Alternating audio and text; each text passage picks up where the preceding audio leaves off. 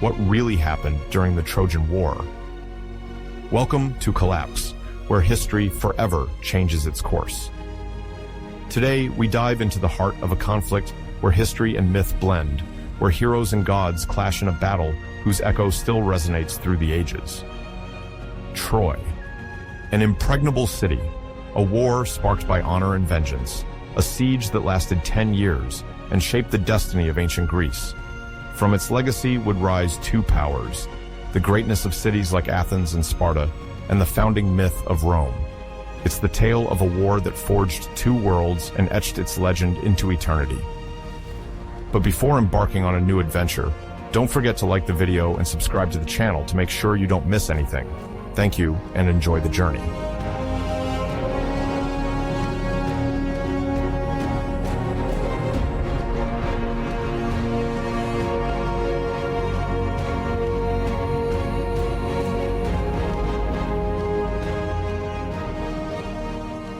The 13th century before Christ can be described as a twilight period for many major civilizations of the Bronze Age. During this time, the Mediterranean basin and the Near East experienced major transformations, significant geopolitical tensions, and cultural phenomena that would prepare the emergence of new powers a few centuries later. To understand the end of the Bronze Age, we must first discuss four great powers that dominated the scene: Egypt, the Hittites, the Assyrian Empire, and Babylon. Egypt, under the rule of pharaohs from the New Kingdom, a period that spans approximately from 1550 to 1070 before Christ, controlled a vast territory ranging from Lower Nubia, current Sudan, to the Levant, a region corresponding notably to modern-day Palestine and coastal Syria.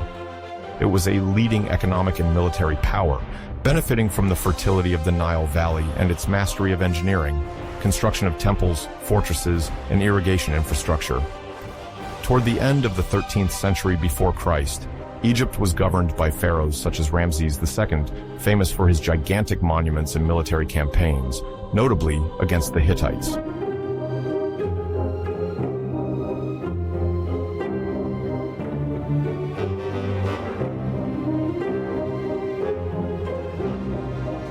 The latter formed an empire centered in the region of Anatolia, present-day Turkey, with Hattusa, near the modern Turkish town of Boğazkale, as its capital. The Hittites were known for their early use of iron, even though bronze remained the dominant metal of the era, and for the originality of their language, one of the earliest attested in the Indo-European family. During the 13th century before Christ, the Hittite Empire reached a peak, controlling a large portion of central and eastern Anatolia, as well as areas extending into northern Syria.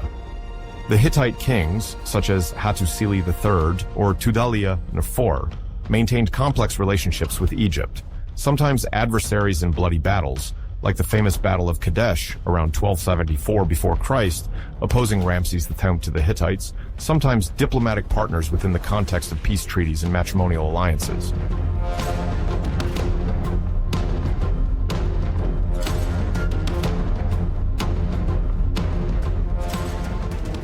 Meanwhile, the Assyrian Empire, located in Upper Mesopotamia, covering parts of present-day Iraq, Syria, and Turkey, was expanding. In this era, it is often referred to as the Middle Assyrian Empire. It gradually strengthened, establishing zones of influence in the Levant and eastern Anatolia.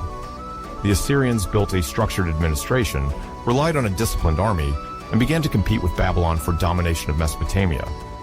Babylon, on the other hand, embodied the air of an ancient civilization, whose history goes back more than 1,000 years before the 13th century before Christ. The city was located on the Euphrates, in a fertile area corresponding to central South Iraq today.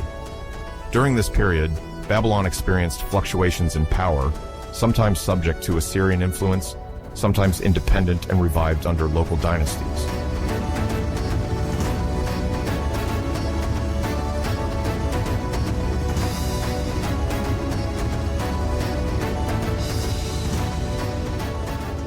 Outside of these great empires, the Eastern Mediterranean world is also animated by the Aegean civilizations, the Mycenaeans, settled on mainland Greece, and the Minoans, originating from Crete. The Mycenaeans, named after the archaeological site of Mycenae in Argolis, a region in the southeast of Greece, represent the first great civilization of mainland Greece. They are often associated with the palace culture, as in Mycenae, Tyrans, or Pylos, and they are distinguished by a script called Linear B, still used for inventories and economic archives. They maintain maritime trade relations with Cyprus, the Levant, Anatolia, and of course, Crete. As for the Minoans, they are older than the Mycenaeans and have established prosperous urban centers on the island of Crete, such as Knossos, Malaya, and Phaistos. Their influence spreads throughout the Aegean Sea basin, although by the 13th century before Christ, this civilization had already undergone upheavals, volcanic eruptions, earthquakes, and external pressures that favored the rise of the Mycenaeans.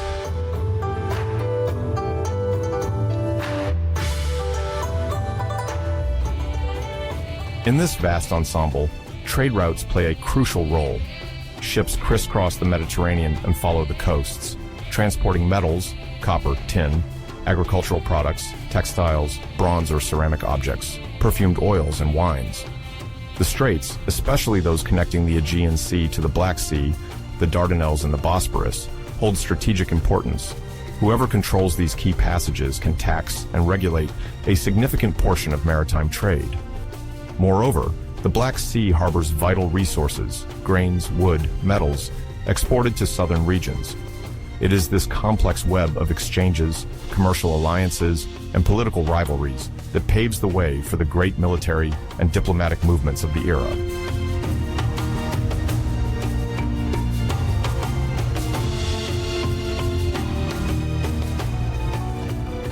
To fully grasp the stakes of this period, one must focus on the Aegean world and the current Anatolian Peninsula, which form a crossroads between Europe and Asia. On the coasts of Asia Minor, a multitude of city-states emerge, each seeking to benefit from maritime and land trade flows. Some rank among the most prosperous in the Aegean region, thanks to their privileged geographical position. Among these cities is Troy, or Ilium, located in the region once called the Troad, in northwest Anatolia. This location gives the city direct access to the straits leading to the Black Sea. Archaeologists place Troy on the site now known as Hisarlik, not far from the present-day Dardanelles.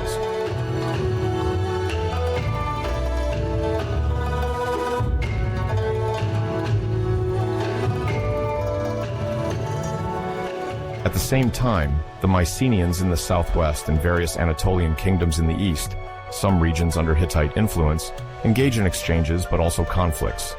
The coastal city-states are often rivals, each jealously guarding its port, warehouses, trading posts, and imposing taxes on goods in transit. Beyond these economic considerations, there are political aspects. The Anatolian coastal zone is indeed at the edge of Hittite influence. Some city-states, although inhabited by populations speaking Luwian or other Anatolian dialects, maintained nearly constant contact with the Mycenaeans, sometimes adopting their clothing styles or elements of their religion.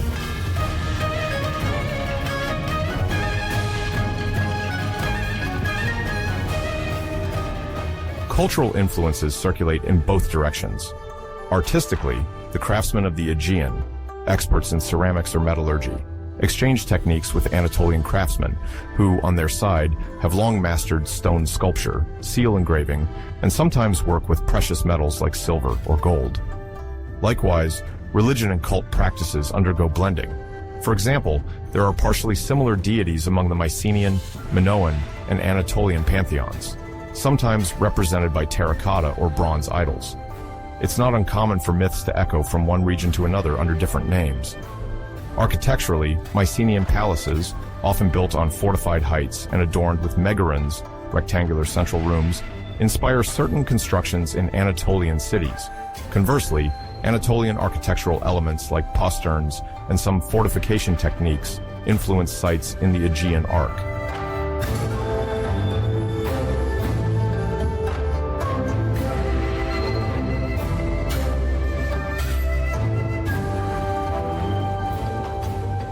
In this vast space, the rivalry between Mycenaeans and Anatolians is not the only dynamic.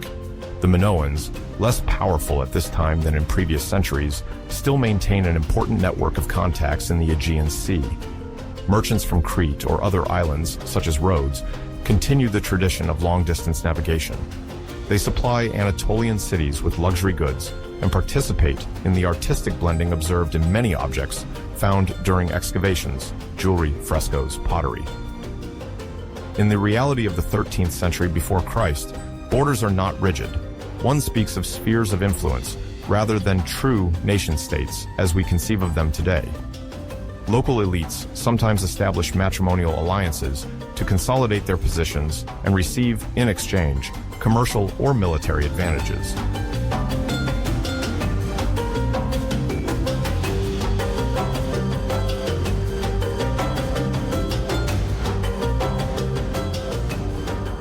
Moreover, a common problem begins to emerge towards the end of the 13th century before Christ: the emergence of invaders or maritime migrations, sometimes called the Sea Peoples in Egyptian sources. The term, however, is subject to debate among modern historians. These would be populations of diverse origins, perhaps from southeastern Europe or Mediterranean islands, conducting raids towards the eastern coasts, causing havoc among the Hittites in Egypt and in other regions. Egyptian sources report that under the reign of Ramses III, a few decades later, at the beginning of the 12th century before Christ, these invasions were particularly devastating. Although the exact chronology and scope of these movements remain poorly understood, they indicate a growing climate of instability throughout the Mediterranean region.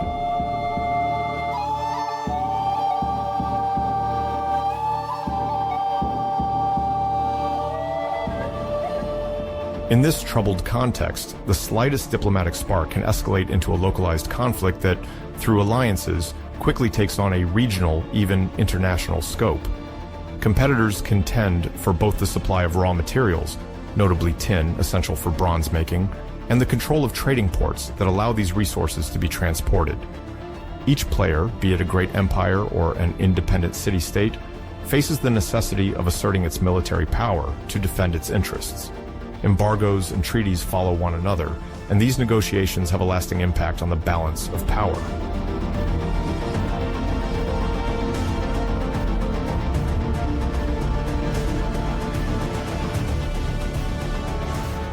From this perspective, Troy, located at the crossroads of maritime routes, appears as a major pawn.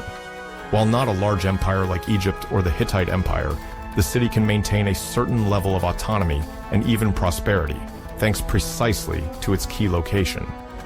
However, it would be erroneous to consider Troy as the only independent power in this area.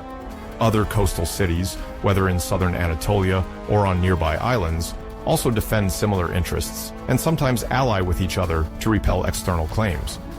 The Trojan leaders, like other minor kingdoms, must juggle various influences, occasionally signing an agreement with a Hittite vassal to block Mycenaean expansion, or conversely, allying with the Mycenaeans in the hope of benefiting from more intense trade.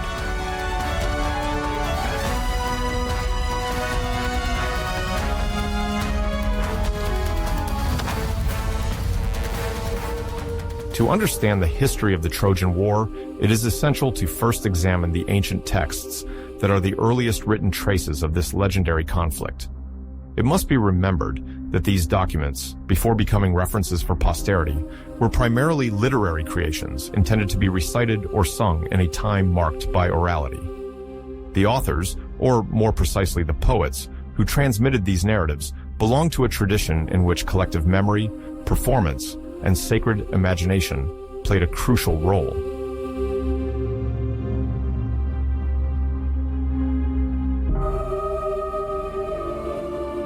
The first major name that emerges when discussing the sources of the Trojan War is that of Homer.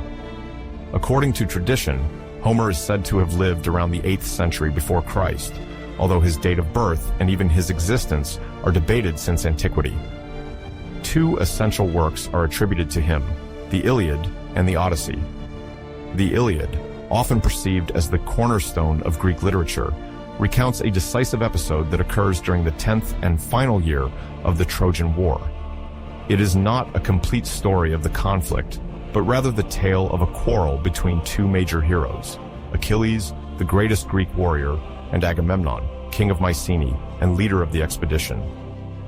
This quarrel triggers a series of tragic events impacting the entire Greek camp and reaching a spectacular conclusion in the death of Hector, the champion of the Trojans.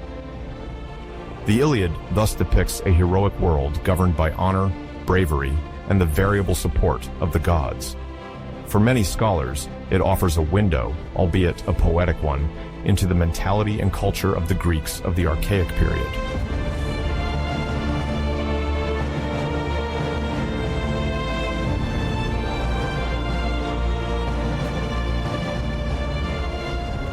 The Odyssey, the other great poem attributed to Homer, takes place after the end of the war.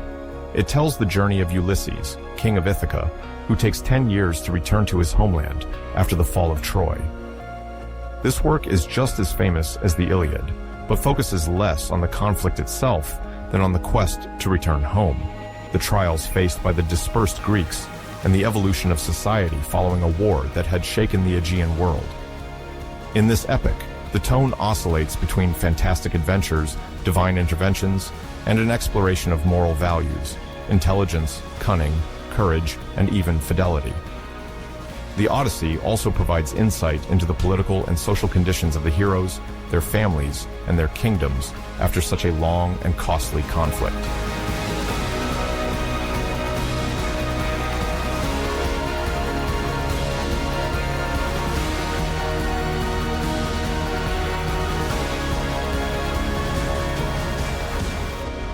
Beyond Homer, it is worth mentioning Hesiod, another Greek poet of the Archaic period, active around the 8th and 7th centuries before Christ. Although he does not specifically devote an epic to the Trojan War, Hesiod makes occasional references to related figures and myths in his works like the Theogony or Works and Days. Above all, he is part of an epic tradition that includes several post-Homeric accounts, now lost or fragmentary, known as the epic cycle. These poems, composed by different authors, attempted to complement or expand the Homeric narrative by describing either the origins of the conflict with the myth of the judgment of Paris, the abduction of Helen, or episodes following the destruction of the city. Even if some of these texts are lost, their echoes are found in religious practices, oral narratives, and the references of later authors.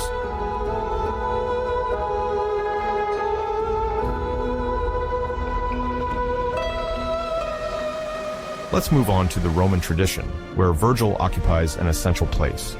A Latin poet situated in the 1st century before Christ, he embarked on the writing of the Aeneid between 29 and 19 before Christ. In this long epic poem, Virgil draws heavily from the Homeric model, while seeking to establish the mythological identity of Rome. The main hero, Aeneas, already features in Greek legend as a Trojan prince, son of Anchises and the goddess Aphrodite, goddess called Venus in the Roman pantheon. In the Aeneid, Aeneas flees the burning city, carrying with him the Penates, protective deities of the city, to embark on a journey filled with trials that will eventually lead him to Italy. The main idea is to link the prestigious Trojan lineage to the founding of Rome, which gives the Roman Empire an aura of antiquity and legitimacy.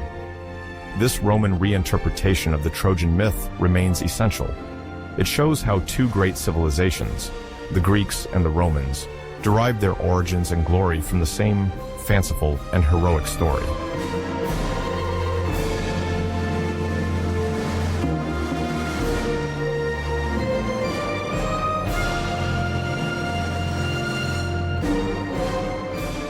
In the 19th century, a major turning point occurred in the European approach to antiquity and its epics, a shift from purely literary reading to a real concrete quest for the physical remains of the civilizations mentioned.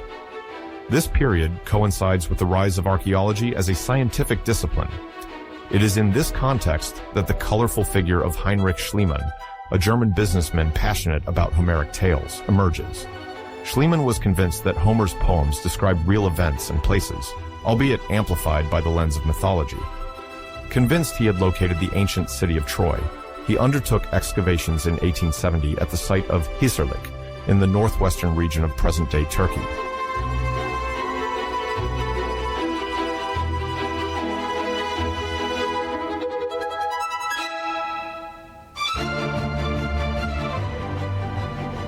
The site of Hissarlik, before Schliemann, had already attracted the attention of the British amateur archaeologist Frank Calvert. However, The financial means and determination of Heinrich Schliemann would bring this location from obscurity to the attention of the European public. By digging, Schliemann hoped to uncover treasures attesting to the existence of Homeric Troy. Although he did indeed discover spectacular artifacts, including a set of jewelry dubbed the Treasure of Priam, his eagerness sometimes led him to destroy older archaeological layers as he dug too deeply and too quickly. This zeal, criticized by many researchers, complicated the establishment of a precise chronology for the entire site. Nevertheless, Schliemann demonstrated emphatically that there indeed existed on the hill of Hisarlik the remains of a flourishing and fortified city, capable of corresponding to the image of Troy.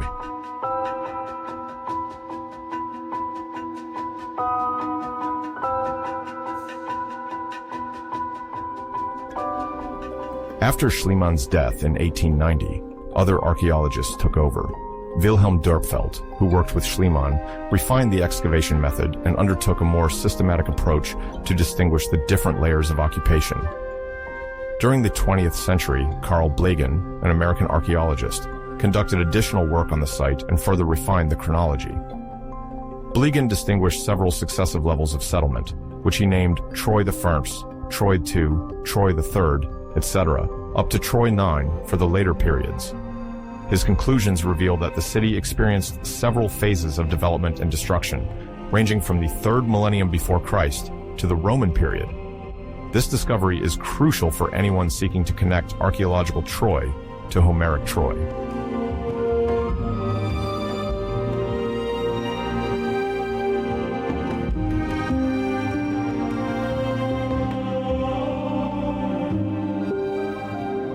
With the emergence of more modern techniques, such as radiocarbon dating, geophysical exploration, and the analysis of pollen and sediments, research at the end of the 20th and beginning of the 21st century has allowed us to refine our knowledge. The German archaeologist Manfred Korfmann, for instance, led significant excavations from the 1980s, calling on multidisciplinary international teams. The analysis of defensive walls, moats, and the surrounding topography revealed that the city could be much more extensive than the simple fortified plateau, even suggesting the existence of a large, lower agglomeration around the fortress. Moreover, the study of ceramics, funerary objects, and animal remains helped determine the city's trade relations with other regions, thus confirming its role as a strategic economic crossroads connecting the Mediterranean, the Aegean Sea, and the Black Sea basin.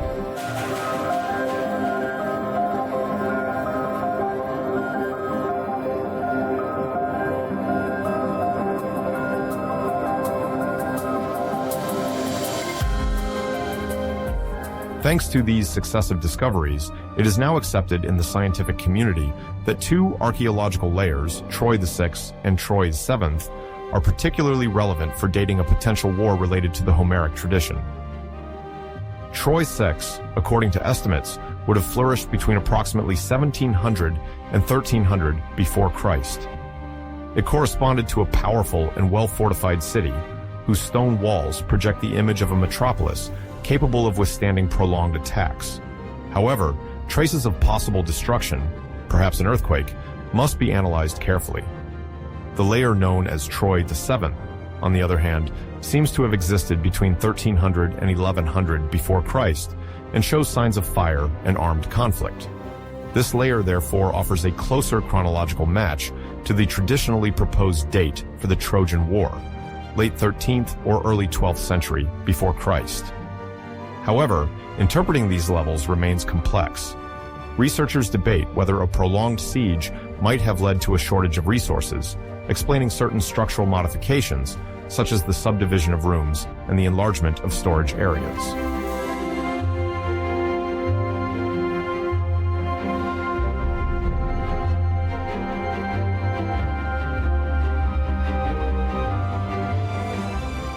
Today, the idea that there may have been an actual conflict at the root of the myth is no longer considered pure fantasy.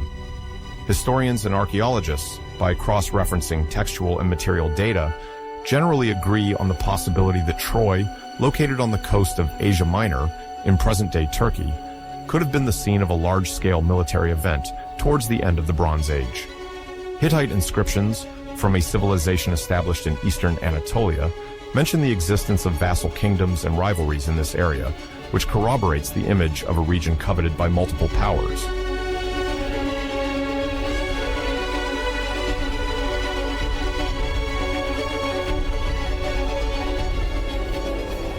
Current hypotheses suggest that it was not necessarily a singular confrontation led only by Achaean adventurers demanding the return of Helen.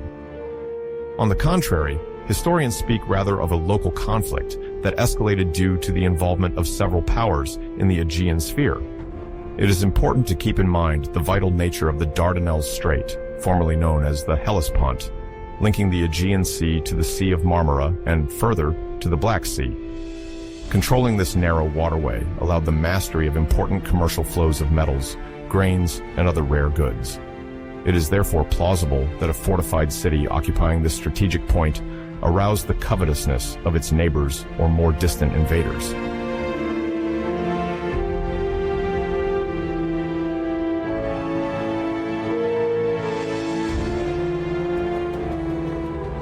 At the heart of the epic tales surrounding the Trojan War, legendary causes intertwine closely with heroic and divine narratives. For an audience unfamiliar with Greek tradition, it is first necessary to explain the mythical basis upon which a large part of the story rests. The legends indeed place the origin of the conflict well before the first sword strike, in a series of stories where the gods and goddesses of Olympus play a central role. The most often mentioned episode is that of the Judgment of Paris, a story that begins at a divine wedding and culminates in the direct intervention of the gods of Olympus in human affairs.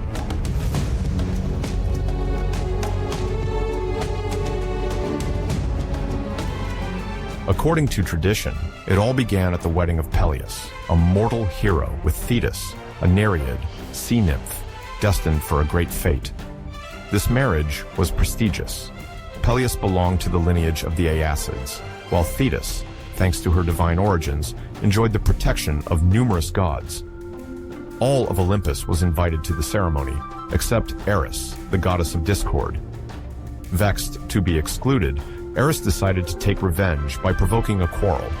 She threw a golden apple among the guests, an apple on which was inscribed the word Kallisti, meaning to the most beautiful. Immediately, discord broke out among the goddesses present, as each considered herself the most beautiful. The three main contenders were Hera, wife of Zeus, goddess of marriage and fertility, Athena, goddess of wisdom and strategic warfare, and Aphrodite, goddess of love and beauty.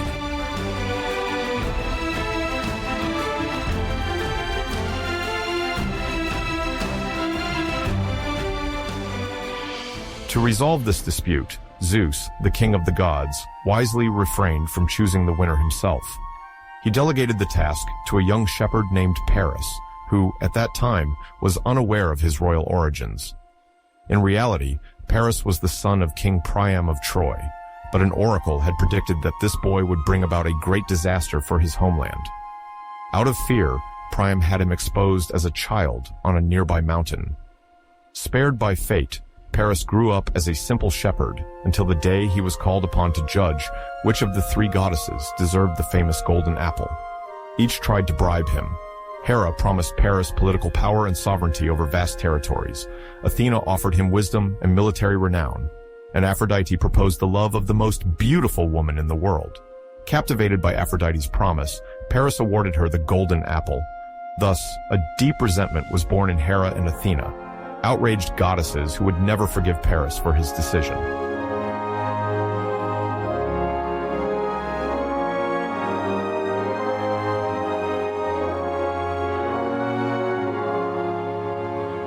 This divine episode, known as the Judgment of Paris, thus plants the seeds of the destructive rivalry that will develop between Paris's Troy and the Greek powers allied with other deities. Aphrodite's attachment to Paris appears as a protection for the young Trojan, while the wrath of Hera and Athena manifests in their near unconditional support for Troy's enemy forces. In the epic tales, this divine conflict has repercussions in the world of men, heightening the dramatic tension.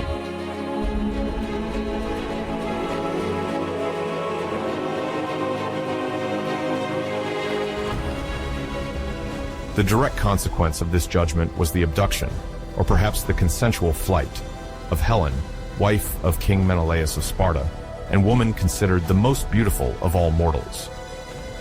Poets tell that, influenced by Aphrodite's promise, Paris went to Greece to claim Helen as his rightful companion and a sign of divine favor. Other variants suggest that the love between Paris and Helen was mutual, and that the goddess of love only amplified an attraction already present.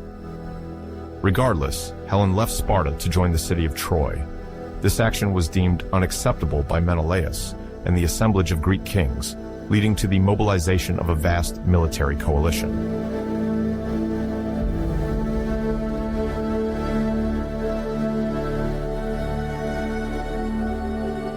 In mythological tradition, the weight of fate is emphasized. Zeus himself had prophesied the war, and many deities had already taken sides before a single battalion was formed. Thus, divine intervention is a key element of the plot. Without Aphrodite, Paris would not have felt entitled to seduce Helen. Without the disdain of Hera and Athena, the war might have taken a different turn. Certainly, for the modern audience, this vision implies that the gods manipulate humans like pawns on a celestial chessboard. However, from the ancient perspective, the gods were not distant entities, but an integral part of everyday life and the moral order of the world. The mistakes of men, like the choice of Paris, necessarily called for a cosmic response. Greek myths, from Homer's Iliad to later poems, emphasize that while Helen's beauty was the catalyst, a divine tension had been simmering for a long time.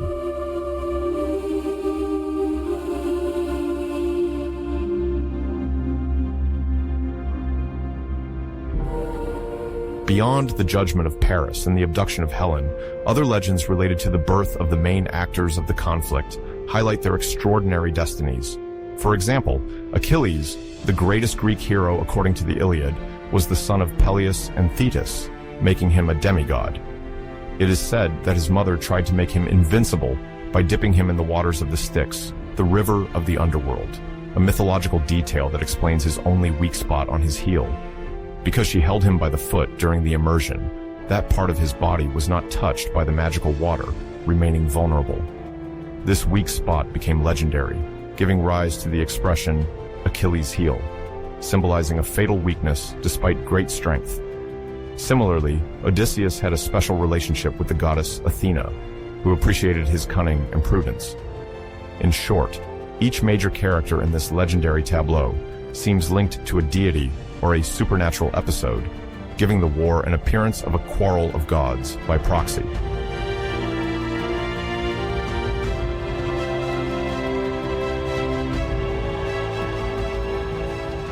However, it is essential to bear in mind that these legendary tales serve as a dramatic backdrop, intertwining divine rivalries with human passions.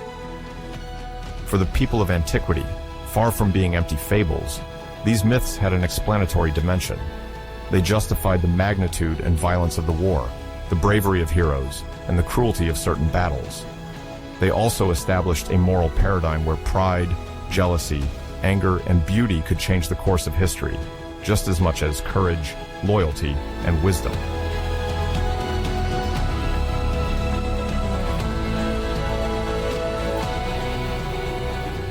While popular tradition insists on the role of the judgment of Paris and the abduction of Helen, modern historians and archaeologists question the more mundane motivations that may have fueled a real conflict. Commercial and political rivalries play a crucial role in understanding any conflict that occurred at the end of the Bronze Age, around the 13th century before Christ. From this perspective, the idea of a war triggered solely by a matter of honor and love, although central in the epics, is probably not the only explanation. The real causes, linked to geopolitical ambitions, control of strategic trade routes, and demands for tribute, provide a more concrete understanding.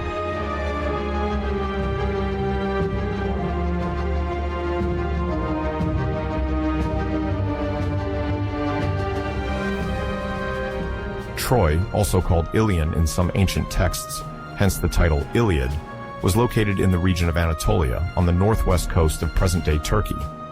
At that time, the Aegean Sea and the Black Sea formed vital communication axes between Europe and Asia, ships transported precious metals, fabrics, wine, olive oil, and various luxury goods. The Dardanelles Strait, then called the Hellespont in antiquity, greatly facilitated these exchanges. Controlling or at least influencing the city of Troy, which dominated access to this strait, represented a major strategic asset. It is therefore not surprising that Mycenae, one of the powerful city-states of continental Greece, maintained a keen interest in this region. Mycenae, Sparta, and other Greek kingdoms, often called Achaeans in Homer's texts, potentially wanted to secure trade routes or impose their supremacy in the Aegean Sea.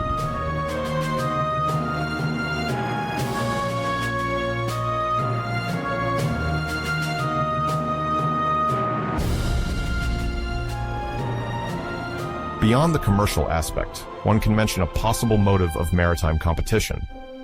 Mycenaean navigators, renowned for their mastery of shipbuilding and trading expeditions, coveted the monopoly of certain routes. Troy, with its coastal position, likely maintained privileged economic ties with other cities in Asia Minor, which could have caused tensions with the powers of mainland Greece. The prosperity of the Trojan city, attested by archaeological excavations revealing massive walls and meticulous urban planning, shows that it was an important regional hub. Some hypotheses suggest that, to maintain this prosperity, the city severely taxed or controlled the passage of merchant ships, which could only irritate some Greek kings accustomed to freely trading around the Aegean Sea.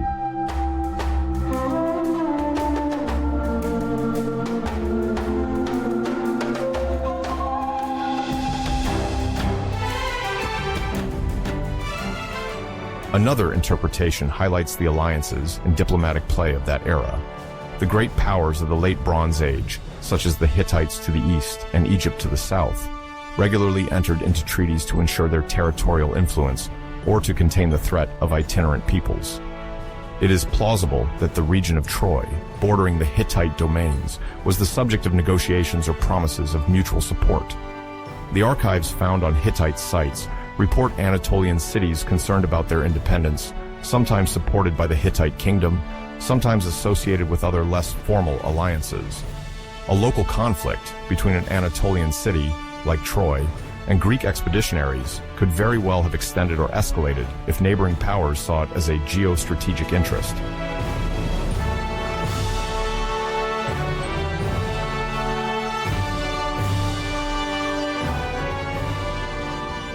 Moreover, economic and political causes are not necessarily opposed to the legendary aspects. Homeric poets and the oral tradition of ancient Greece loved to embellish conflicts with a divine or romantic veneer while relying on realities known to the public of the time. Greek audiences were sensitive to family dramas and the interventions of the gods, but they also understood the concrete rivalry for wealth and privileges.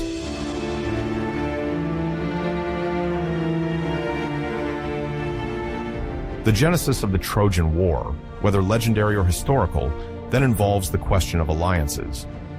Let's remember that mainland Greece was then fragmented into many kingdoms or city-states, sometimes united by a common ethnic origin and a shared culture, the Mycenaean civilization, but often in rivalry for regional domination. Agamemnon, king of Mycenae, appears in the Iliad as the leader who manages to unite almost all the kings and princes of Greece in a great military coalition. This union, though fragile, aimed to respond to the call of Menelaus, the Spartan sovereign robbed of his wife, and to avenge the affront suffered.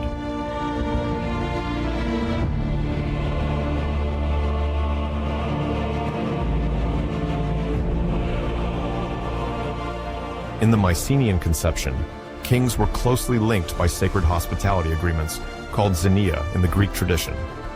Menelaus and his peers had often promised assistance in case of a major conflict. According to legend, even before Menelaus married Helen, several powerful suitors had vied for the young woman's hand. Under the guidance of King Tyndareus, Helen's adoptive father, they had all sworn to respect the final choice of the bride and to support this choice against anyone who ever challenged it by force. When Paris abducted or seduced Helen, Menelaus invoked this oath to claim help. His brother Agamemnon, eager to consolidate his hegemony over the other Greek cities, seized the opportunity to proclaim himself the supreme leader of the expedition. Thus was formed the most famous war alliance of Greek mythology.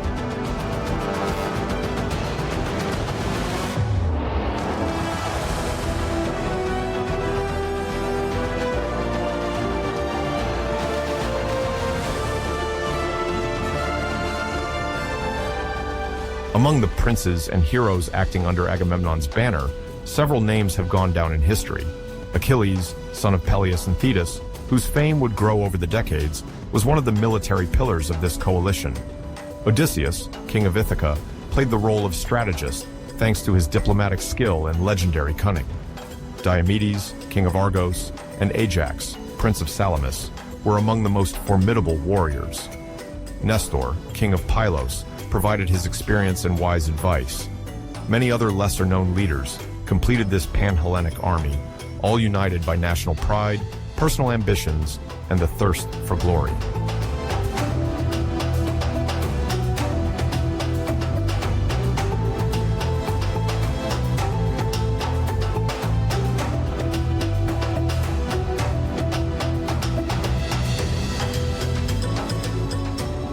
Agamemnon's authority over this coalition was not absolute. It relied on constant negotiations, the distribution of war spoils, political compromises, and the recognition of each king's honor. In other words, this union was maintained through diplomacy, the promise of riches, and the military aura of Mycenae, one of the most powerful citadels of the time. Additionally, it is possible that the growing threat of external powers contributed to momentarily uniting the Greek forces. Contemporary historians remind us that the late 13th century before Christ was marked by population movements, sometimes referred to as the Sea Peoples, which made trade routes unstable. In this context, securing maritime borders could appeal to all kings seeking protection and economic stability.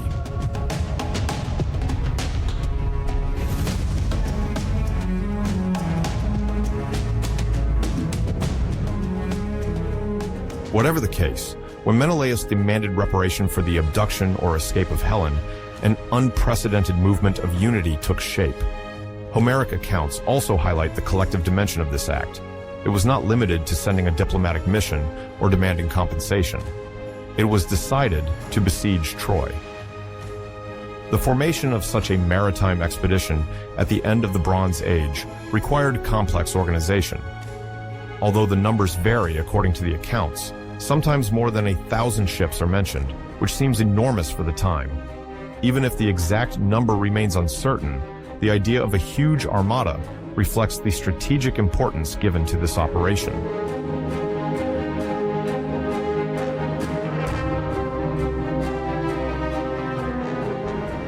The first challenges quickly arise. According to the legends, the fleet struggles to set sail due to contrary winds sent by the goddess Artemis, who was angry with Agamemnon for a specific reason. In some versions, he offended the goddess by killing a sacred deer or boasting about his hunting skills. At that time, it is crucial to understand that any expedition was subject to the religious element. Sacrifices and offerings were required to obtain the support or indulgence of the deities. Divine signs were scrutinized at every moment.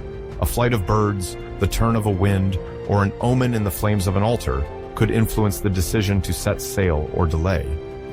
Various sanctuaries, sometimes as distant as Delphi or Delos, would receive emissaries to invoke the protection of the gods.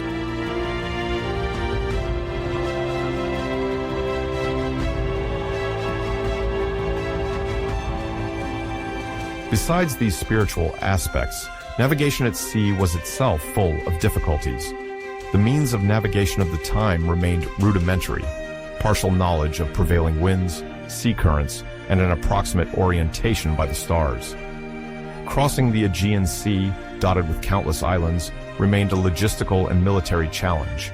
The Greek leaders had to plan stops to replenish water and food, or even make arrangements with island cities reluctant to harm Troy if they had commercial interests there. This complexity reflects the web of alliances and misalliances already existing across the eastern Mediterranean.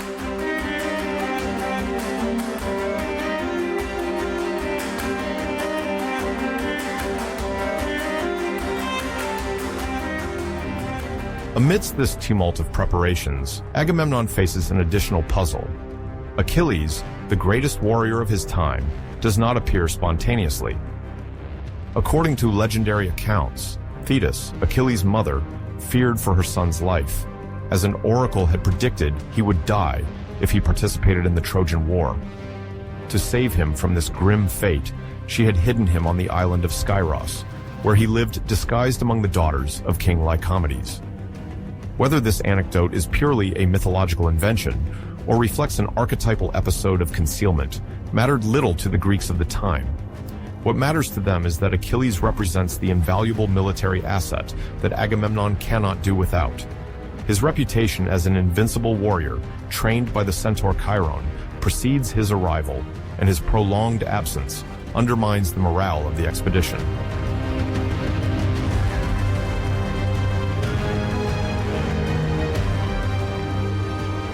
Odysseus, renowned for his intelligence and cunning, is thus dispatched to find Achilles and convince him to join the ranks. Sources differ on how Odysseus exposes him. The most well-known anecdote tells that Odysseus presented himself as a traveling merchant, offering young girls jewelry and other precious objects.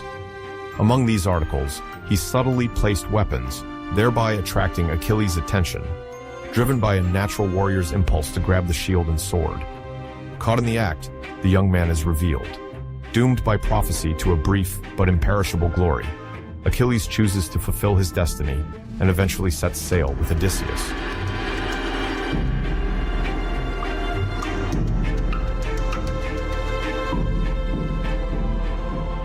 Once Achilles is recruited, Agamemnon can strengthen the credibility of his army with the other kings.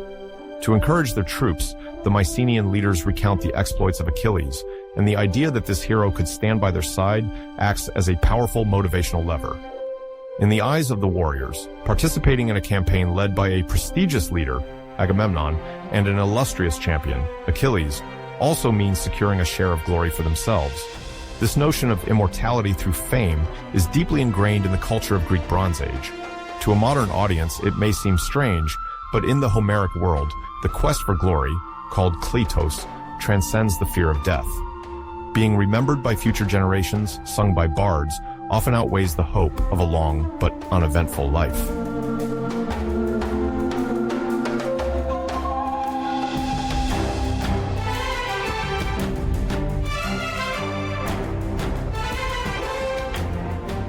With preparations complete, all that remains is to officially launch the campaign. The fleet, now ready, finally sets sail towards Asia Minor. The ships, often of light construction, must pass through delicate straits to land near the Trojan city. The journey can take several weeks or even longer, considering the fickle winds and the need to dock for supplies. At each stop, officers discuss strategies, while the soldiers, already impatient, train or rest during these forced halts.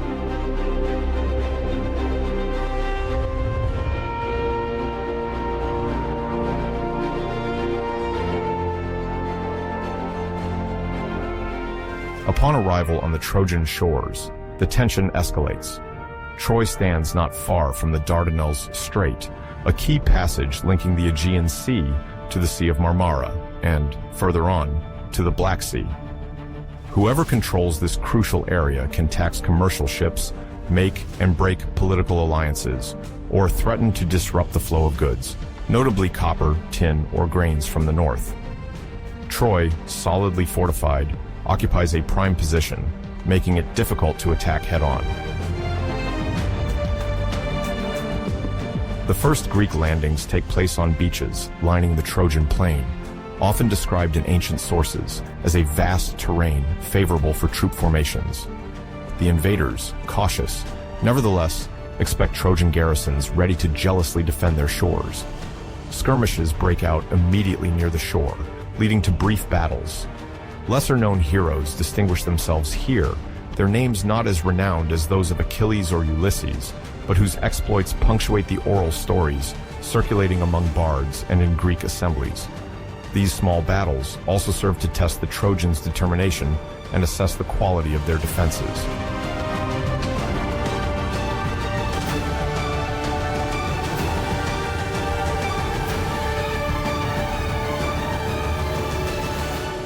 Faced with these initial assaults, King Priam, an aging yet wise monarch, sends emissaries to gauge the severity of the threat and rally Troy's allies.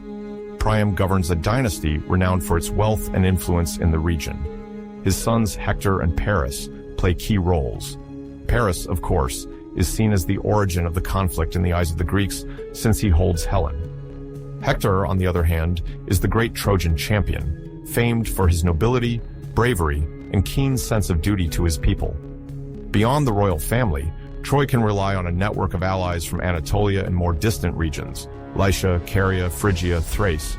For them, protecting Troy also means defending their commercial and political interests against this formidable Greek coalition.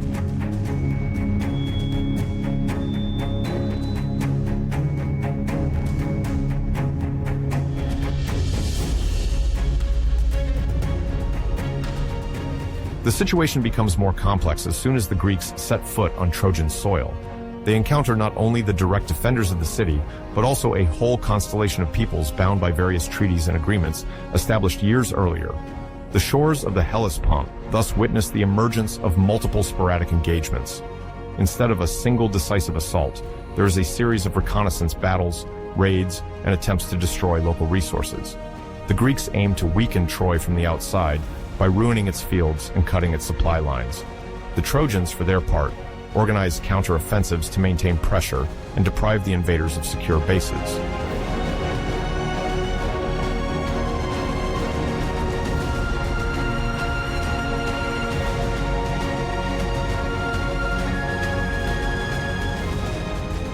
During these initial skirmishes, heroic figures emerge on both sides. Achilles, newly arrived at the theater of operations, quickly proves his martial talents. He leads his Myrmidons, elite soldiers from his homeland, the kingdom of Phthia in Thessaly, with deadly efficiency. His weapon of choice, the spear, allows him to cut down opponents in close combat. On the Trojan side, Hector, already respected, coordinates the defense and maintains solid morale among his troops. The fights spread along the coast, demonstrate the willingness of both parties to test the enemy's strength before engaging in more decisive actions.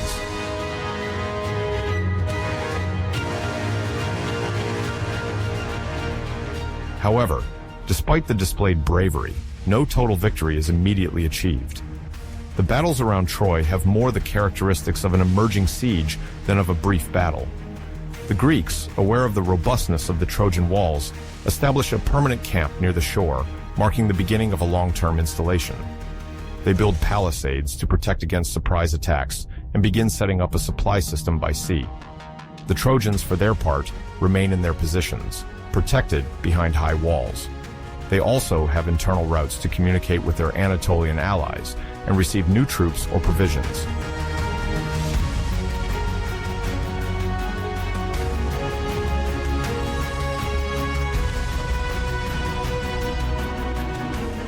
Once the Greek army is firmly established on the coast, a diplomatic move is attempted. Menelaus, king of Sparta and husband of Helen, demands the return of his wife, whom he accuses Paris, the Trojan prince, of having abducted or seduced. For Menelaus, this request is an essential prerequisite for Greek withdrawal. If Troy returns Helen, there is no reason to continue the conflict. Odysseus and some ambassadors then enter the Trojan walls under the protection of a temporary truce, hoping for a quick resolution.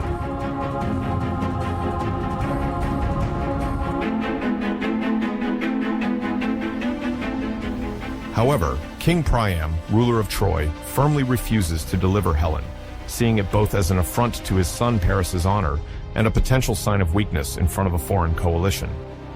Even though the city of Troy is renowned for its wealth and commercial role, Priam fears that acceding to Greek demands would weaken his authority. This diplomatic failure marks a turning point.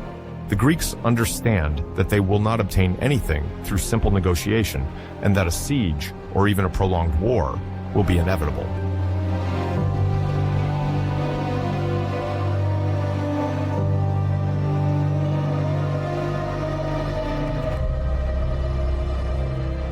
Concerned with maintaining the morale of their troops, Agamemnon and the other Greek kings circulate the information that Troy has refused any form of conciliation.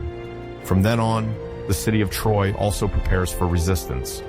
The Trojan warriors, led by Hector, Paris's older brother and a respected figure for his determination, strengthen the walls and ensure the loyalty of their regional allies. The diplomatic stalemate prepares the stage for a major conflict, the extent of which no one can yet imagine.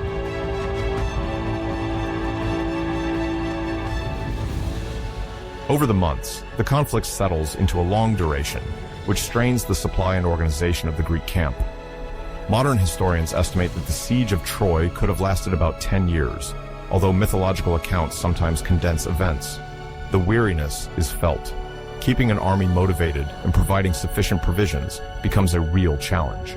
Local harvests are exhausted, and Greek allies must conduct raids far from the fortified city to loot food in the surroundings, increasing the risk of Trojan ambushes or logistical losses.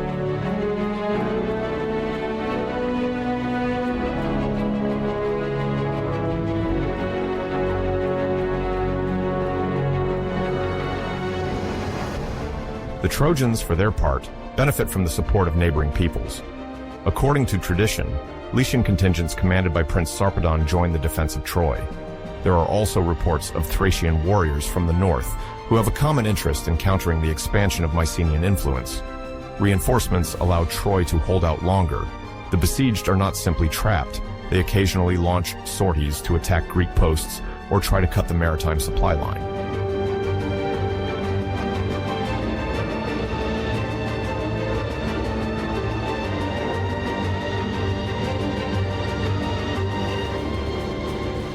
During this same period, internal rivalries arise within the Greek camp. Agamemnon, the supreme leader of the expedition, must maintain cohesion among kings who are sometimes proud and jealous of their honor.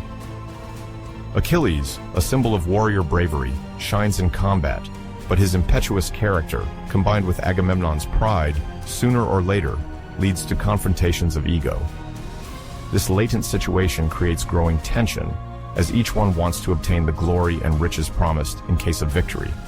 Alliances weaken, and disputes among chiefs multiply, foreshadowing a serious conflict to come.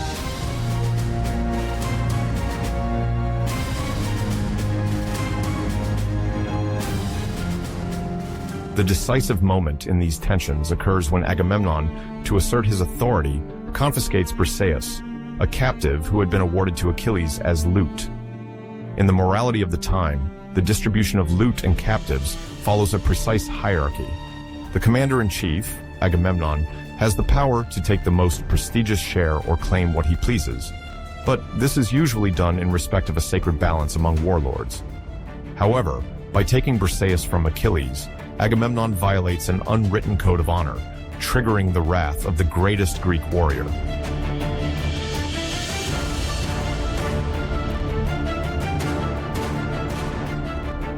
Deeply offended, Achilles feels his merit is not recognized. He considers that he has borne a significant share of the burden of fighting, winning victories in battles against the allies of Troy. His legendary strength is an invaluable asset to the Greek army. Many believe without him, Agamemnon's endeavor is doomed to failure, or, at the very least, to an infinite extension. Furious and driven by pride, Achilles withdraws from combat and takes his Myrmidons out of the front lines. Such a defection is catastrophic for the coalition. The Greeks lose their greatest champion and a considerable number of seasoned soldiers.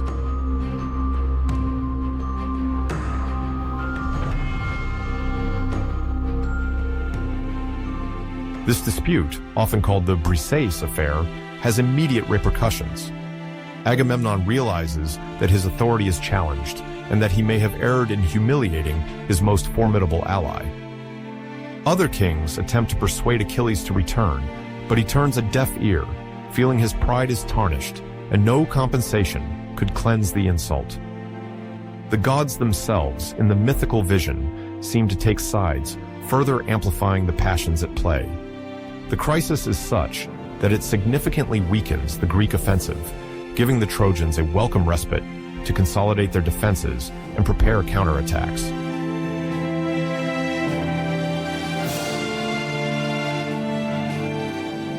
Deprived of Achilles, the Greeks endure the difficult climate and lose part of their tactical superiority. Hector, the eldest son of Priam, takes advantage to lead several targeted attacks. The texts attributed to Homer describe a fearless Hector, eager to fight, who galvanizes the Trojan troops. In this momentum, the Trojans repeatedly push the Greeks back to their own ships. The Greek camp, once established in full confidence, finds itself threatened. Some thought the Trojans would remain passive behind their walls, but the opposite occurs. The fighting intensifies.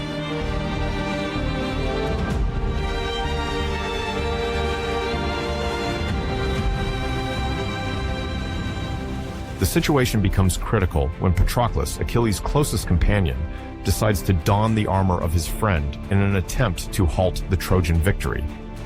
His goal is to make the attackers believe that the great Achilles has returned to the battlefield, hoping by this ruse to intimidate them and reverse the trend. At first, the ruse works. The Trojans, convinced they face the formidable hero, retreat somewhat. But when Hector realizes it is not Achilles, he confronts Patroclus and kills him in a brutal duel. The death of Patroclus has a considerable psychological impact. The Greek soldiers lose hope once more, while the Trojans, encouraged by Hector's valor, become bolder.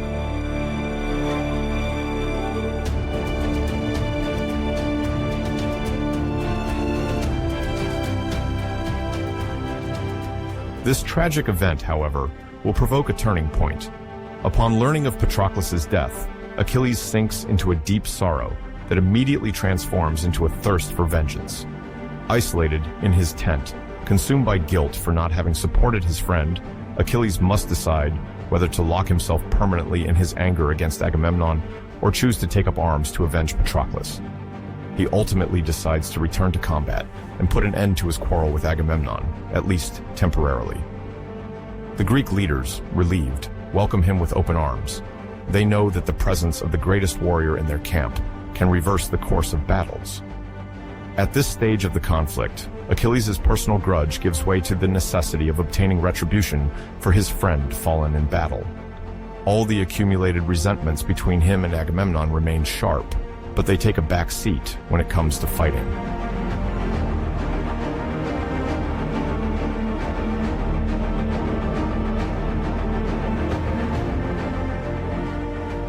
Upon his return to the battlefield, Achilles stands out with unmatched rage. Wearing new armor forged, according to legend, by the god Hephaestus, he plunges into the fray. The Trojans, though enthusiastic after their recent successes, quickly realize the difference Achilles' presence makes. Myths tell of him cutting through the front line, sowing panic in the enemy ranks. Homer, in the Iliad, depicts extreme violence. Achilles is swept away by a nearly divine fury, showing no mercy.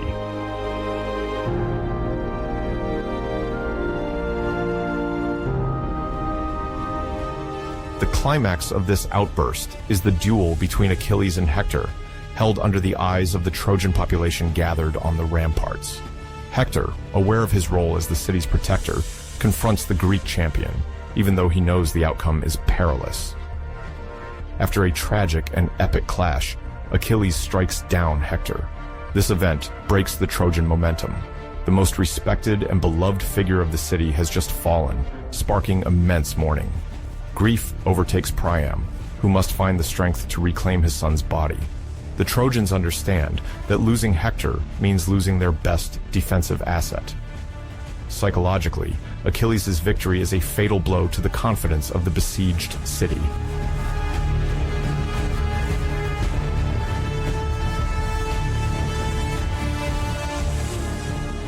Even after Hector's death, the Trojan War does not end immediately. The city, despite this great loss, still raises its head. Paris, Hector's younger brother, remains present. Other brothers like Deiphobus, Helenus, and Troilus continue the fight. Priam's determination does not waver. To maintain resistance, Troy seeks and obtains new support. Legends mention the arrival of the Amazons, a tribe of warrior women led by Queen Penthesilea, coming from remote regions of Anatolia or the Caucasus. According to some Greek authors, their equestrian skills and mastery of the bow make these Amazons feared.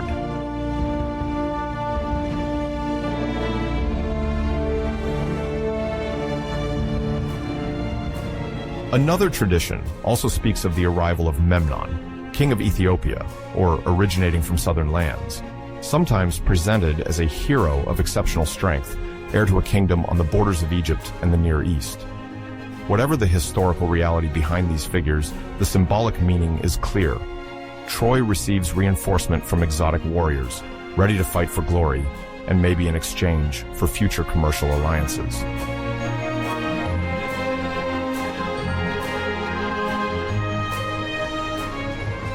On the Greek side, Achilles' prolonged absence had already cost dearly in human lives. Several secondary leaders have fallen in battle, and the accounts note that many ships have also suffered damage. Even with Achilles back, weariness grows among the ranks.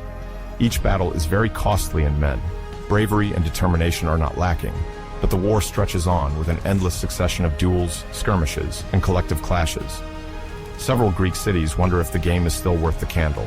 Despite everything, the whole army remains, because giving up now would mean losing many years of efforts and sacrifices.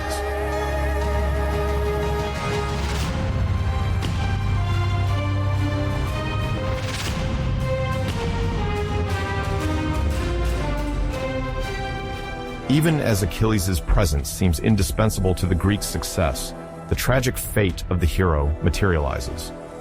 In the mythological perspective, Achilles has a weak point. His heel, the only part of his body that was not dipped in the river Styx by his mother Thetis when she tried to make him invincible. The stories tell that Paris uses a bow and an arrow, guided by the god Apollo, to strike Achilles at this precise spot. The weapon, poisoned or blessed by divine power, takes the life of the greatest Greek warrior.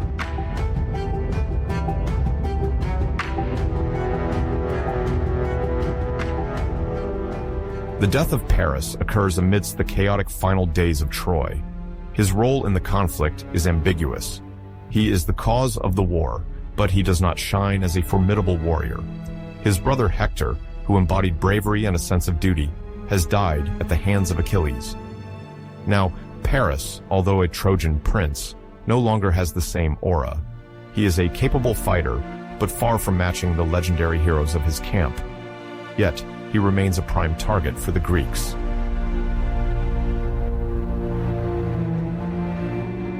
Philoctetes, a hero whose presence on the battlefield marks a turning point in the war, is a feared archer. Son of King Poeas, he is known for wielding the bow and arrows of Heracles, which were blessed by the demigod himself. These arrows are said to be poisoned, soaked in the blood of the Lernaean Hydra, a poison so potent that a mere wound is enough to doom a victim to a certain and painful death. Philoctetes, long excluded from the conflict due to an infected wound received en route to Troy, is finally brought back by the Greeks, as an oracle had predicted that only his presence and his arrows would allow them to win the war.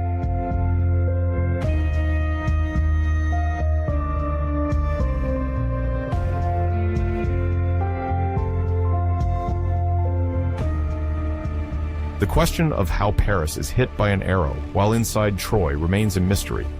The city's walls are imposing, and in theory, an assailant cannot easily target an enemy inside. But there are several plausible explanations. It's likely that Paris, like other Trojan fighters, ventured outside the walls during a skirmish, perhaps in a raid on the Greek camp, or during an attempt to disrupt the besiegers. He would have then been wounded by an arrow shot from a distance by Philoctetes. Another possibility is that he was struck while on the ramparts or a defense tower. Greek archers, especially those with exceptionally ranged weapons like Philoctetes, could aim and hit targets even at height, especially with the support of elevated terrain or siege engines.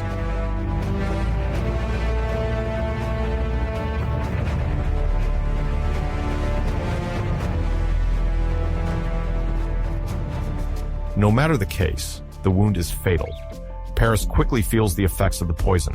The pain becomes unbearable, and he knows his fate is sealed. In a last hope, he turns to Oenon, the nymph he once loved before choosing Helen. Oenon, gifted with healing abilities, might have been able to save him, but their history is marred by betrayal. Paris left her for a Greek queen, and the painful memory compels her to refuse her help. Perhaps she simply wants him to understand what she felt when he left her. Perhaps she hopes he suffers as she suffered.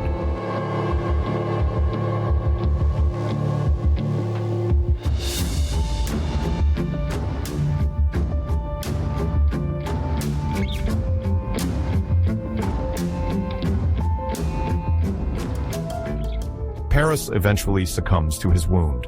The poison of Heracles' arrows leaves no chance. His strength abandons him, and with him vanishes one of the major figures of the war.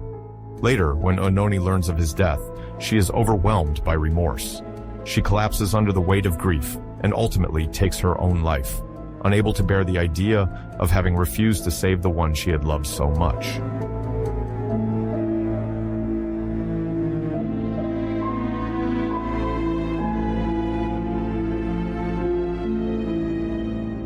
Despite the widespread sadness, the war continues. Odysseus, renowned for his cunning and strategic mind, gradually takes over the torch of tactical command. Agamemnon remains the official leader, but it is indeed Odysseus who now embodies ingenuity against an enemy consistently defeated in warfare, yet protected by impenetrable walls. The Greeks understand that they will not achieve a definitive victory simply by relying on exceptional duels. Without Achilles, a new strategy must be considered, which foreshadows other major developments to come.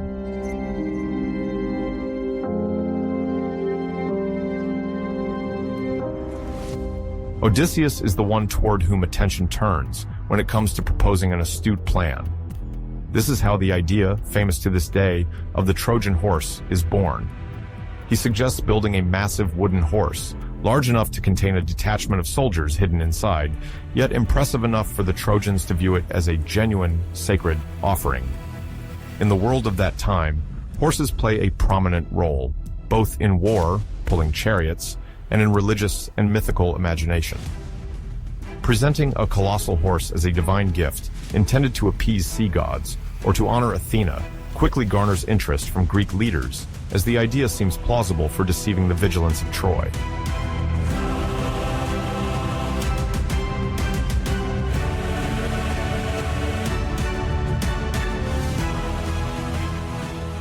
The design of the horse proves to be complex.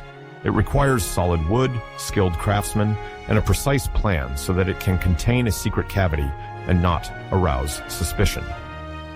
According to some versions of the myth, the carpenter Epeos, aided by the protection of Athena, is the master builder of the construction.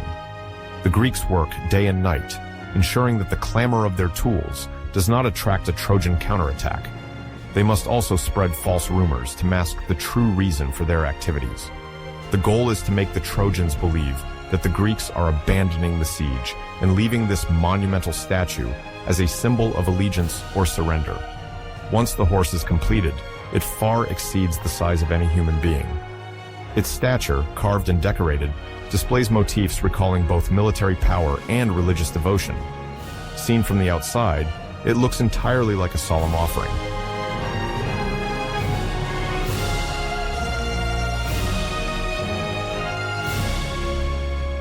To better deceive the enemy, the Greeks staged their own departure. Under the leadership of Agamemnon, king of Mycenae, the fleet sets sail and disappears over the horizon, actually hiding behind a nearby island or in a secluded cove, according to different interpretations. This retreat conceals the majority of the army, while a handful of the best warriors, led notably by Ulysses, mingle with the troops enclosed in the horse. Among these soldiers, Menelaus himself is sometimes mentioned, eager to take part in the ruse that would allow him to wash away the affront suffered. To the Trojans, this spectacle marks the end of the war. They no longer see the Greek ships anchored offshore and regain a certain serenity. Some scouts, sent in search of clues, confirm the apparent absence of the enemy army. On the beach, only this gigantic wooden horse stands.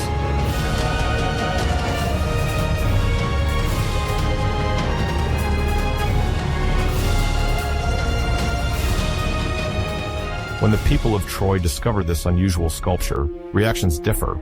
Some, having learned to fear Greek subtleties, suggest burning or destroying it, fearing a trap. Others, on the contrary, see it as a gesture of humility on the part of the besiegers. The Trojan priests, too, express opinions based on the messages they believe they read in the divine omens. There is thus the figure of the priest Laocoon, famous for having warned his fellow citizens and uttered one of the most famous phrases of ancient tales, Timeo Danaos et dona ferentes. I fear the Greeks, even when they bear gifts. However, Laocoon's doubt is dismissed when, according to legend, he is punished by serpents sent by the goddess Athena or Poseidon for having attempted to warn of the danger.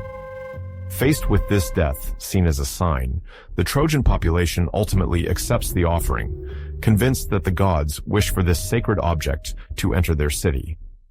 The gates are then opened to allow the immense sculpture to pass.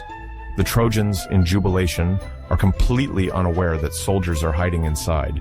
They prepare festivities to celebrate what they consider to be the end of a grueling war.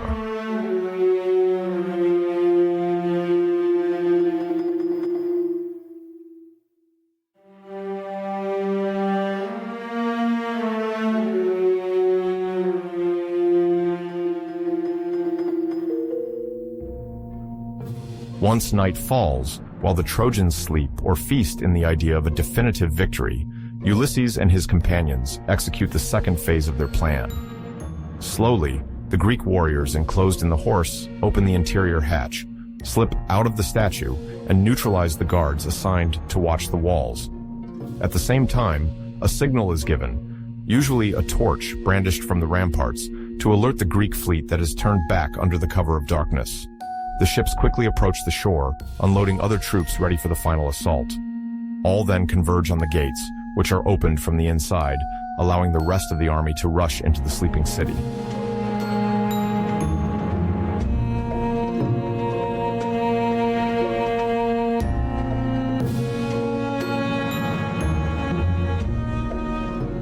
It is then a true nightmare unleashed for the Trojans. Trapped, many awaken hearing war cries and alarm calls echoing in the heart of the city. The enemy, whom they believe to be distant or gone, is now in their streets, armed and ready to fight. Urban combat ensues, but the surprise is such that most defenders are disorganized. The legendary walls of Troy, which have resisted assaults for so long, prove useless now, as the enemy is already inside. Flames start to spread in several districts. In the panic, entire families flee their homes to find refuge in temples or around the royal palace.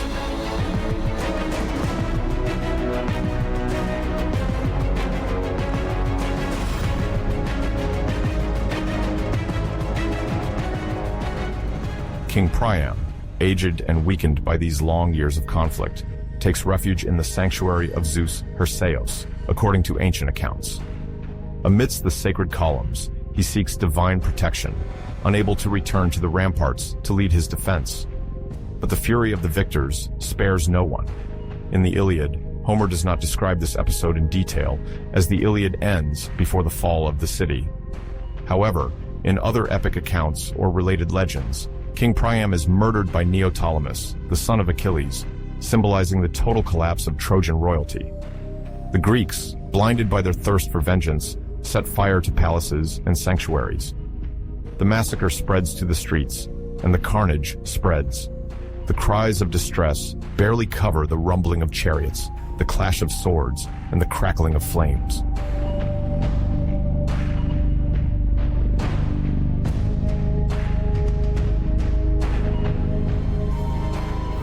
Among the tragic episodes reported by tradition, there is the grim fate of Andromache, the widow of Hector, the greatest warrior of Troy, now orphaned of her protector. The Greeks, in some later accounts, reduce her to slavery. The young son of Hector, Astyanax, is also mentioned. It is said that he is thrown from the top of the walls to prevent him from one day claiming his heritage and rebuilding the city. The Trojan women, long symbols of local nobility, fall under the yoke of the victors and are taken away against their will on Greek ships.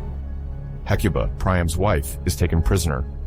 Cassandra, the priestess daughter of Priam, known for her scorned prophecies, is also reduced to war booty. Ancient sources, such as the Greek tragedies of Euripides, in The Trojan Women, or later accounts, describe with emotion the suffering of the Trojan women, symbolizing the destruction of a once flourishing urban civilization.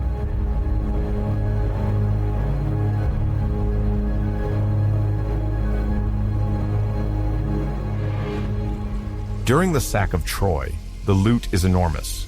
Gold, silver, precious fabrics, and prestige goods quickly accumulate in the hands of the victorious soldiers.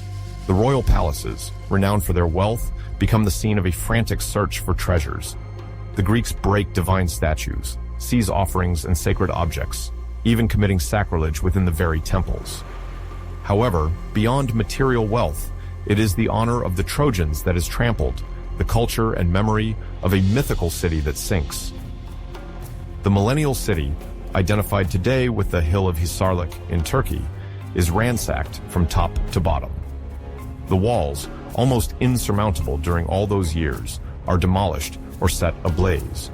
In many later testimonies, the ruin of Troy embodies, in an emblematic manner, the fragility of all earthly power.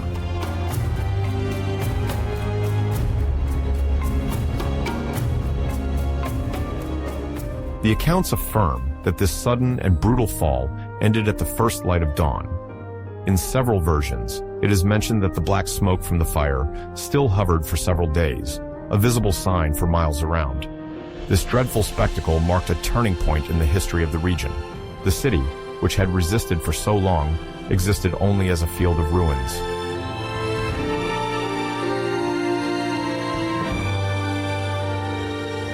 If the city is largely annihilated, not all perish in the flames or under the iron of the invaders. Some Trojans manage to escape, whether they are simple citizens, notables, members of the army, or even close to the royal family. In legend, one of the most remarkable figures among these fugitives is Aeneas, son of the immortal Anchises and the goddess Aphrodite.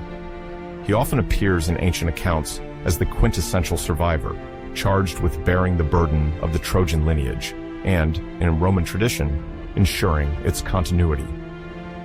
Virgil, a Latin poet of the 1st century before Christ, stages Aeneas in the Aeneid. The famous episode of his escape recounts how he carries his father Anchises on his shoulders and takes his son Ascanius, leaving the burning city under divine protection. In this account, Aeneas escapes the Greeks and eventually sails to Italy, where he is supposed to found the lineage that will later lead to the birth of Rome.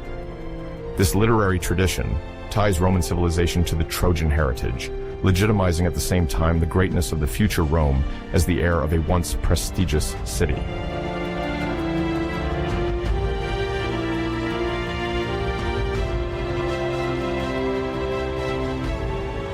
Some Trojans, less known than the heroes of the epics, also managed to scatter throughout Anatolia and the Aegean world.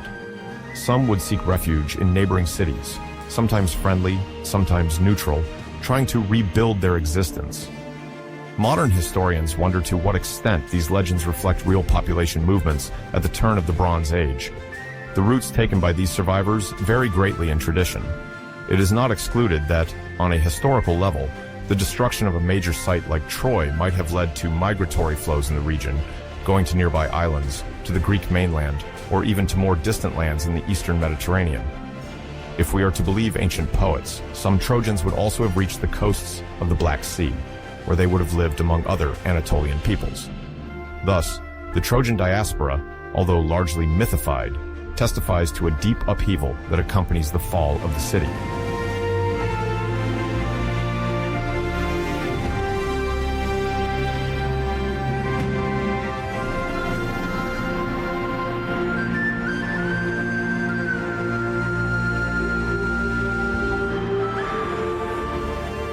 More locally, for those who did not manage to escape, the end of the siege is synonymous with enslavement or massacre. Ancient sources, whether Greek, Latin, or later, insist on the violent nature of these final moments. The victors, starved by war, exasperated by the human losses suffered during a decade of conflict, and galvanized by victory, only exacerbate the sufferings of the vanquished. The Greek leaders divide the human and material spoils, sometimes engaging in internal disputes over the distribution of wealth and captives, but they broadly agree to ensure that Troy can never rise again. The importance of this annihilation lies not only in revenge, but also in the strategic will to ensure that the city, once a commercial and political hub, never regains its past power, nor threatens Mycenaean interests in the region again.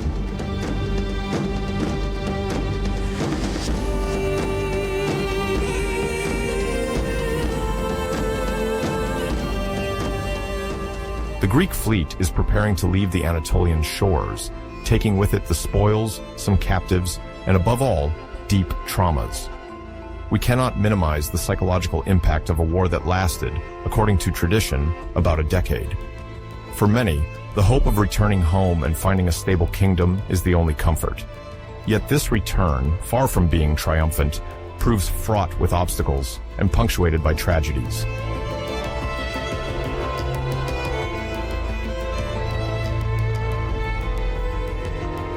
Among the most famous journeys of this return is Homer's Odyssey, illustrating the intimate and geographic odyssey of the king of Ithaca, Ulysses. In Greek mythology, he symbolizes cunning and prudence, but also tenacity in the face of adversity. After playing a central role in the fall of Troy, by devising the wooden horse plan, Ulysses is cursed by the god Poseidon for blinding his son, the Cyclops Polyphemus. Thus begins an epic journey that will take him from port to port, from land to land, always further from the goal.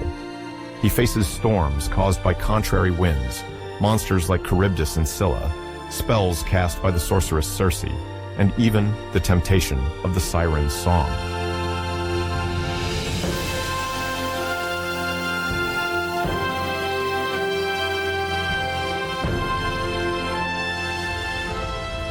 This series of legendary trials, recounted in epic poetry, highlights the obstacles that all Greek heroes may encounter on the way home.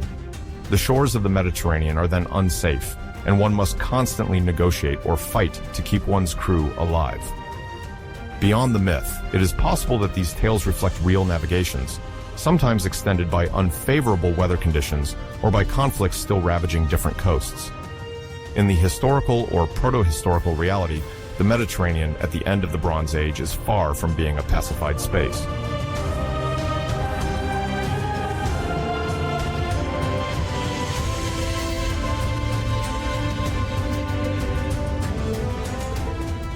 If Ulysses, in the legend, eventually reaches his island of Ithaca after 10 years of wandering, other heroes face a crueler fate. Agamemnon, king of Mycenae and supreme commander of the Greek army, finally returns to his prestigious palace, laden with treasures extorted from Troy. However, his reception is anything but warm. His own wife, Clytemnestra, has long harbored deep resentment toward him for several reasons. Agamemnon sacrificed their daughter Iphigenia at the beginning of the war to obtain favorable winds, and he returns from Troy with the Princess Cassandra as his concubine. In a climate of hatred and deceit, Clytemnestra and her lover Aegisthus set a deadly trap for Agamemnon. The king of Mycenae is assassinated as soon as he arrives in the palace. This tragedy, revisited in many later theatrical works, illustrates how the Trojan War ends in blood, even for those who emerged victorious.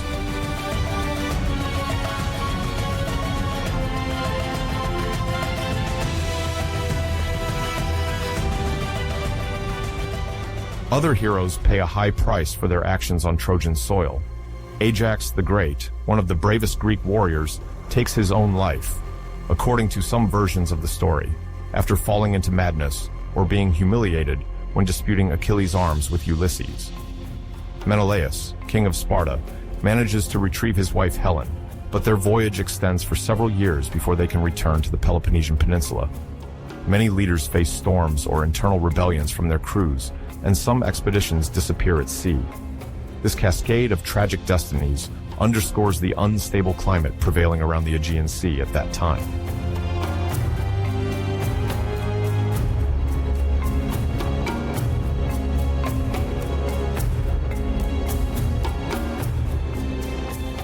This chaotic and delayed return has profound consequences on the political reorganization of the Mycenaean kingdoms. During the prolonged absence of many kings and warriors, their palaces and cities may have been governed by regents or threatened by opportunistic neighbors. In some cases, local powers take root and refuse to return the throne to the legitimate sovereign. Old quarrels, set aside during the coalition against Troy, then brutally resurface. Even when the king returns safely, he must re-establish his authority, regain the trust of local elites, and redistribute the spoils of war equitably.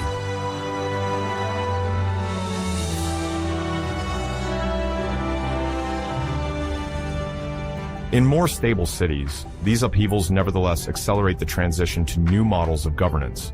The ruling classes, enriched by war and plunder, often aspire to transform their influence into real political power, to the detriment of the traditional monarchy.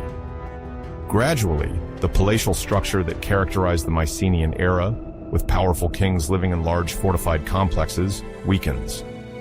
The urban fabric and aristocratic kinship links are reshaped. Internal dissensions, the quest for vengeance or independence, and rivalry between clans cause the pan-Hellenic unity, briefly observed during the Trojan War, to shatter once the Trojan threat is removed.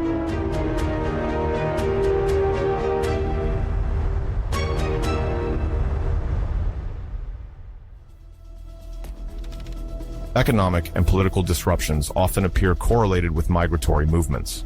According to some interpretations, the end of the Trojan War roughly coincides with large-scale population changes in the Aegean region.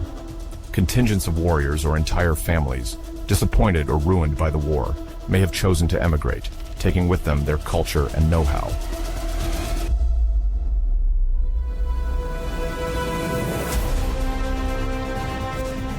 In the aftermath, the powers that founded their prosperity on vast commercial networks often find themselves weakened. Mycenae, Argos, or Pylos, major citadels of the Bronze Age, experience crises manifesting in localized destructions, population decline, and a drop in administrative writing. Some sites, once flourishing, show signs of fires or desertion. Conversely, some areas less exposed to direct rivalries, like the future region of Athens, appear relatively spared and may emerge as new regional hubs.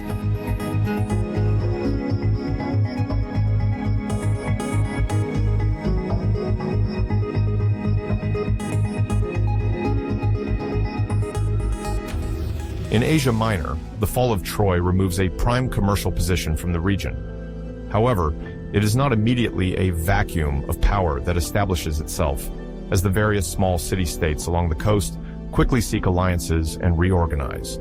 Some draw inspiration from Mycenaean architectural models, others adopt customs from further east, integrating various Hittite or Syro-Canaanite influences.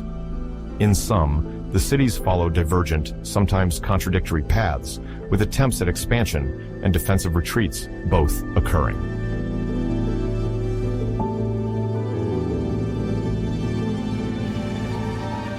The Trojan War, whether it encompasses historical realities or remains primarily a vast epic narrative, occurs at a pivotal moment in Mediterranean history.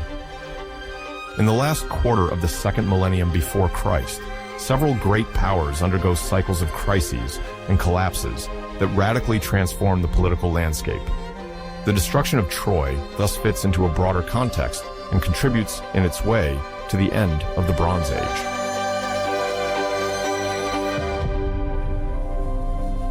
At the turn of the 13th century before Christ, a series of events destabilized the established international order. The Hittites, who had ruled much of Anatolia and at times rivaled Egypt, disappeared from the political scene at the beginning of the 12th century before Christ. Traces of fires are noted in their capital, Hattusa, as well as in several vassal cities. In Mesopotamia, the Assyrian Empire also experienced periods of turmoil, while maintaining a certain dynamism. Egypt, on its part, faced the arrival of sea peoples, whose identity remains partially mysterious, and had to allocate significant resources to resist these invasions.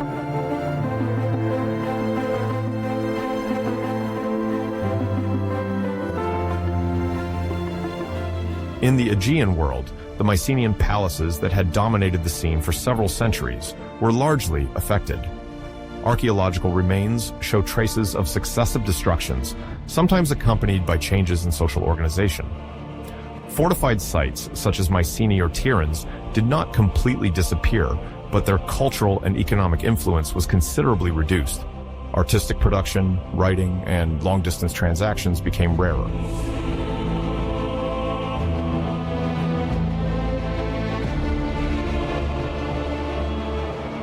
The Trojan War, though not the sole cause of this crisis, fueled conflicts, weakened trade networks, and accelerated the collapse of the old order.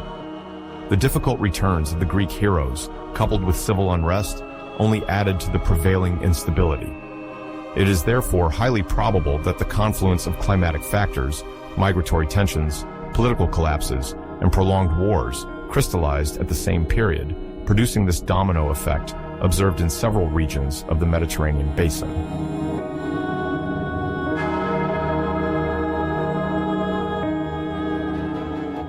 Historians and archaeologists refer to the phase following the collapse of the Mycenaean palaces and the retreat of Hittite influence as the Dark Ages of Greece. This period, which spans approximately from the 12th to the 9th century before Christ, is characterized by a relative impoverishment of written and material sources. The great monumental constructions give way to more modest habitats, and long-distance trade networks seem to have been reduced. Linear bee writing disappears, leading to a break in the administrative and cultural tradition. This term, dark, does not mean that there was no organized life, but rather that the archaeological and textual documentation is sorely lacking, making our understanding of this era fragmentary.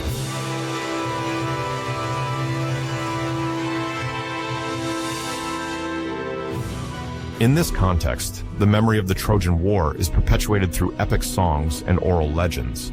It is during these dark ages that itinerant poets, rhapsodes, maintain the memory of the fall of Troy, the exploits of Achilles or Hector, and the tribulations of Odysseus. Unlike the Mycenaean period, where royal power is well anchored in fortified palaces, the Dark Ages see the birth or reorganization of small communities. Some regroup around local chiefs or powerful families who attempt to claim their legitimacy by linking themselves to a prestigious ancestor, often stemming from Trojan mythology or Greek heroes.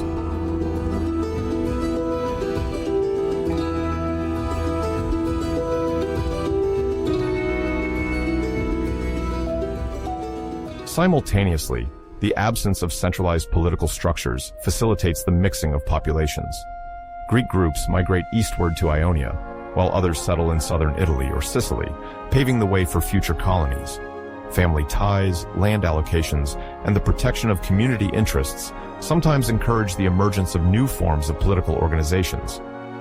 In this era of general questioning, institutions transform, and foundational narratives, such as that of the Trojan War, serve as references to justify rights, alliances, or territorial claims.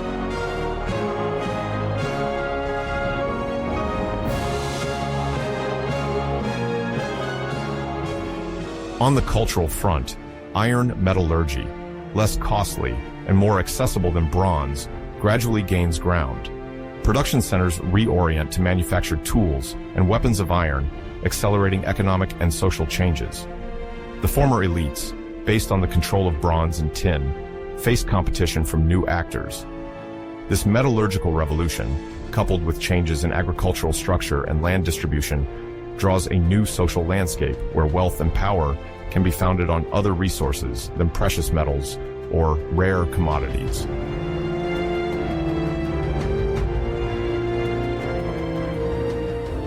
Today, the question of whether the Trojan War was a unique event or an aggregate of several campaigns remains open. This uncertainty does not prevent the story of Troy from shining in global culture. Its legacy, first addressed by Homer, consolidated by Virgil, then revisited in every era by literature, painting, music, and cinema, occupies a unique place in our culture. It reminds us of the enduring power of ancient narratives, capable of evolving with society, crossing continents, and reinventing themselves in always new forms.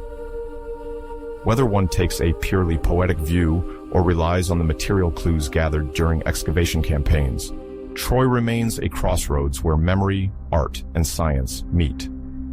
Thanks to this dual inscription, in mythological tradition and archaeological discoveries, the Trojan city remains one of the greatest symbols of the transition from the Bronze Age to modern Western culture.